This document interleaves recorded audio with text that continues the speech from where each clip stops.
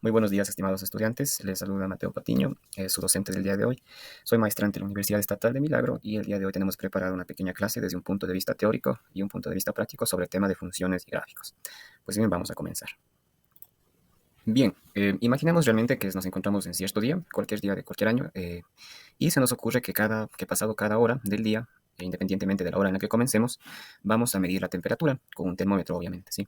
Entonces vamos haciendo un registro de cada dato de la temperatura en cierta hora del día durante un periodo de 8 horas, ¿sí?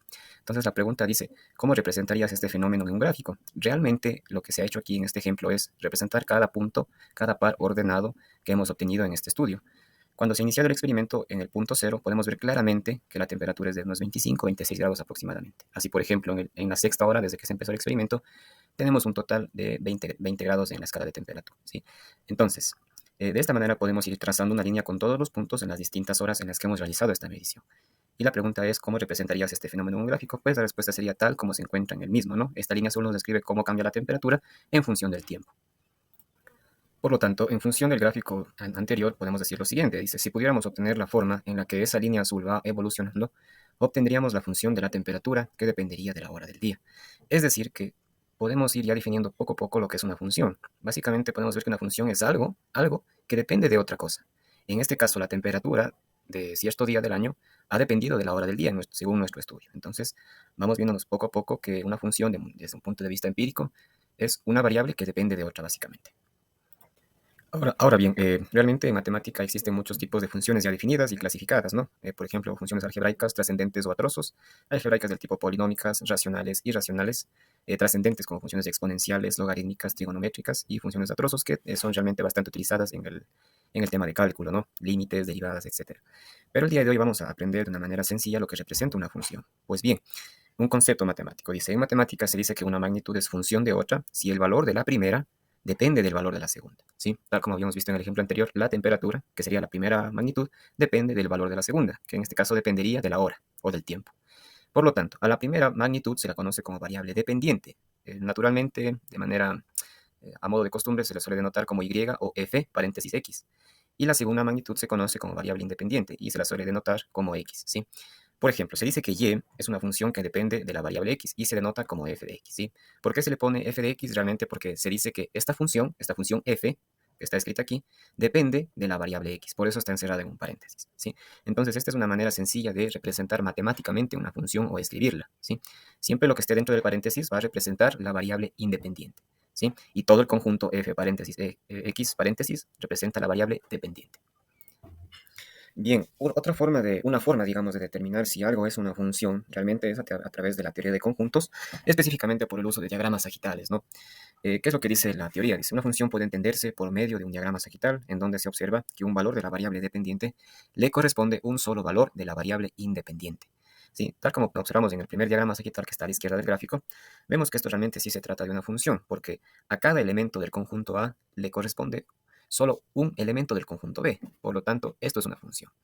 En el segundo diagrama sagital vemos, por ejemplo, que el elemento 3 del conjunto X le corresponden el elemento A y el elemento N del conjunto Y. Por lo tanto, esto ya no se trata de una función, porque hay dos elementos de correspondencia entre un solo elemento del otro conjunto. Por lo tanto, decimos que esto ya no es una función, sino únicamente es una relación que existe entre estos dos conjuntos, ¿sí? Es una forma de determinar si una expresión algebraica corresponde a una función. Bien, en la corta lámina habíamos visto que existen varios tipos de funciones, en donde en esta de aquí podemos ver sus gráficas correspondientes. Pues bien, hay tipos de funciones como la lineal, cuadrática, polinómica, racional, exponencial, logarítmica, irracional, sinusoidal, cosinusoidal, etcétera, ¿sí? Las que vamos a aprender en esta pequeña clase o a revisar brevemente son las funciones de tipo lineal y cuadrática, ¿sí? En donde básicamente estas funciones lineal y cuadrática también son caracterizadas como funciones polinómicas realmente, ¿sí? Porque recordemos un poco en álgebra que cuando tenemos una expresión algebraica, específicamente un polinomio, es posible únicamente a modo de observación identificar cuál es el grado absoluto de ese polinomio. Y el grado absoluto no era más que el mayor grado que existe dentro de las variables de ese polinomio, ¿sí? Por lo tanto, en este caso, una función únicamente depende de una variable. En estos ejemplos que vamos a ver, depende de la variable x, como se suele denotar comúnmente. Y vemos que en la función lineal el exponente es 1 y en la función cuadrática es el exponente 2 del mayor. Por lo tanto, también pueden ser caracterizadas como funciones polinómicas. Bien, listo. Entonces, ahora vamos a revisar lo que corresponde a la primer tipo de función, que es la función lineal, ¿sí? Donde el concepto nos dice que es una función polinómica de primer grado, cuya representación en el plano cartesiano es una línea recta. Matemáticamente se la define, se la describe como la función f de x igual a mx más b, donde la variable, o digamos la letra m, por así decirlo, representa la pendiente de la recta y b el corte con el eje y, con el eje de las ordenadas, ¿sí? Ahora, ¿qué entendemos nosotros como pendiente de algo, no es cierto? ¿Sí? Veamos en la gráfica tal como tenemos allí. ¿Sí? Observamos, por ejemplo, en la parte de abajo de esta gráfica que dice las letras P y Q y podemos ver que se forma un triángulo rectángulo. La pendiente no es más que la relación que existe entre la división de Q y P. ¿Pero qué es Q? La letra Q básicamente vendría a ser el aumento en la parte vertical de esta función y P el aumento horizontal de esta función, ¿sí?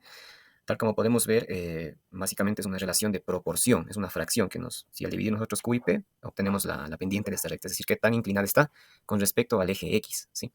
Ahora, vemos un punto ahí, un par coordenado que dice 0, B. Eso es lo que representa B en la función lineal. B representa el corte con el eje Y. Por lo tanto, si B sería igual a 0, únicamente nos quedaría las letras M y X, donde únicamente nos quedaría la pendiente y la variable independiente, ¿sí? Pero vamos a ver después en GeoGebra todo lo que sucede con esto de la función lineal, ¿sí? Vamos a ver unos ejemplos, unas características y propiedades muy interesantes. Finalmente, para esta pequeña clase teórica, bueno, pues tenemos a la función cuadrática, ¿no? Veamos qué nos dice el concepto y definición. Es una función polinómica con una o más variables en la que el término de grado más alto es de segundo grado. Una función cuadrática tiene la siguiente forma. F de x va a ser igual a ax al cuadrado más bx más c, donde estrictamente el valor de a tiene que ser diferente de 0, ¿sí? Porque si a fuera 0, 0 multiplicado por x al cuadrado nos daría 0, y únicamente nos quedarían los términos bx más c, y convirtiéndose esto ya en una función lineal, ¿sí? Entonces es una restricción que tiene esta función, la variable, el coeficiente a tiene que ser diferente de 0. Puede ser positivo o negativo, pero nunca puede ser 0, ¿sí? En este ejemplo que está graficado aquí vemos a la función y igual a x al cuadrado menos x menos 2, ¿no? Y básicamente podemos ver que esta función tiene una forma de parábola, ¿sí? Cuyo eje de simetría es paralelo al eje y. Ojo, paralelo, ¿sí? Y también vemos que esta función, esta gráfica de color rojo, corta al eje x en dos puntos específicos, en el punto menos 1,0 y en el punto 2,0, ¿sí?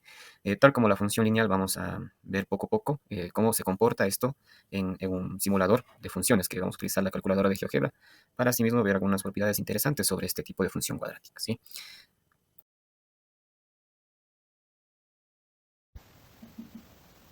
Buenos días, bien estudiantes. Vamos a continuar ahora con la clase utilizando este simulador gráfico que es la calculadora de GeoGebra, ¿no? Para que todos podemos acceder con un servicio de Internet. Bien, la calculadora de GeoGebra nos permite introducir la función tal como la conocemos, en este caso la función lineal, que recordemos que y es igual a mx más b, donde m representa la pendiente de esta función lineal y b representa el corte con el eje x. Entonces vamos a darle un enter y veamos qué pasa. Rápidamente podemos observar que se grafica primero una línea recta, ¿sí? Una línea recta, que es una función lineal, tal como me decía la definición, y podemos ver algunas propiedades de lo que sucede cuando la pendiente y el término b cambian, ¿sí? GeoGebra nos da una oportunidad de animar estos dos coeficientes. Veamos qué es lo que sucede. Si la pendiente empieza a aumentar, ¿sí ven? Esto empieza a acercarse al eje de las y, ¿sí? Sigamos. Ahora, ¿qué pasa cuando la pendiente empieza a disminuir? ¿Sí? Ya estamos muy cerca del cero. Miren, estamos cerca del cero. ¿Y qué pasa si es que se hace, por ejemplo, cero? Exactamente cero. Ahí está. ¿Sí? Si la pendiente es igual a 0, quiere decir que no existe pendiente y por lo tanto solo existe el término b. Y en este caso me quedaría y igual a 1. Y esto ya se le conoce con el nombre de función constante, porque no depende ya de la variable x.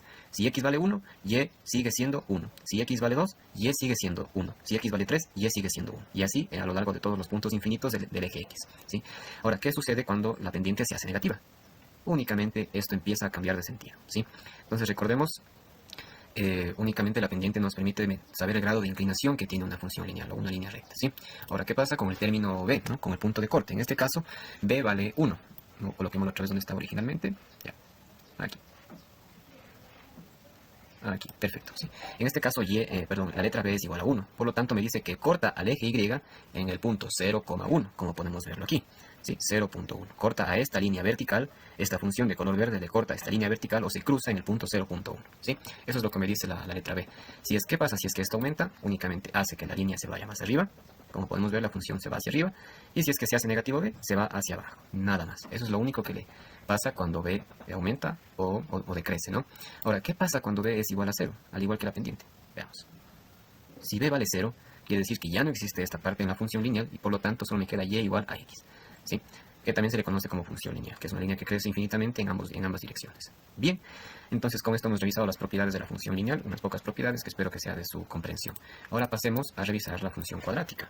Afortunadamente GeoGebra también me permite introducir una función cuadrática Sí, recordemos que tenía esta forma ax al cuadrado más bx más c.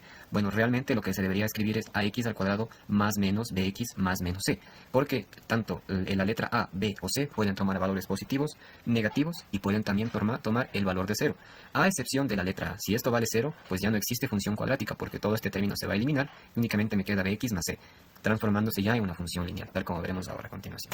Le damos un enter y vemos rápidamente que al generar una función cuadrática, esta es la más sencilla, se genera una parábola, que era lo que habíamos visto en la teoría.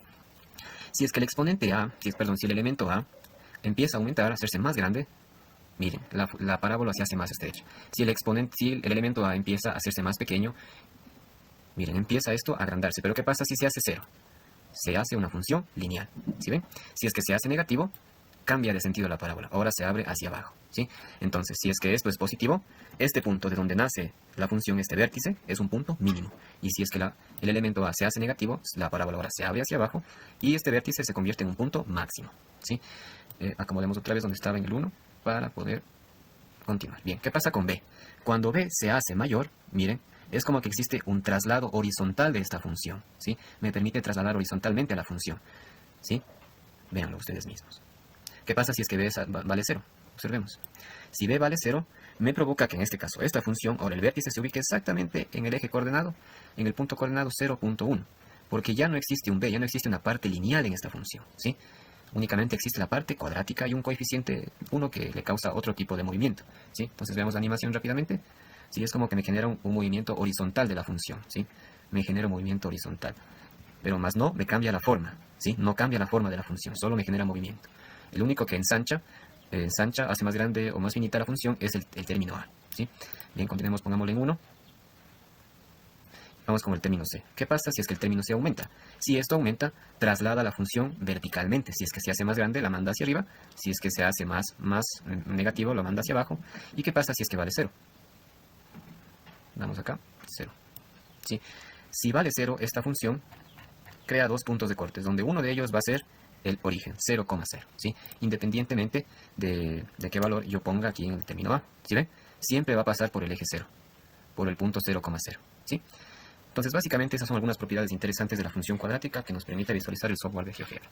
Bien, estudiantes, espero que haya sido de su agrado esta clase y que estén atentos a la actividad que se va a enviar como actividad evaluativa para lo que hemos aprendido sobre el tema de funciones y gráficas. Les agradezco por su atención y espero que tengan un buen día. Nos veremos en una próxima ocasión.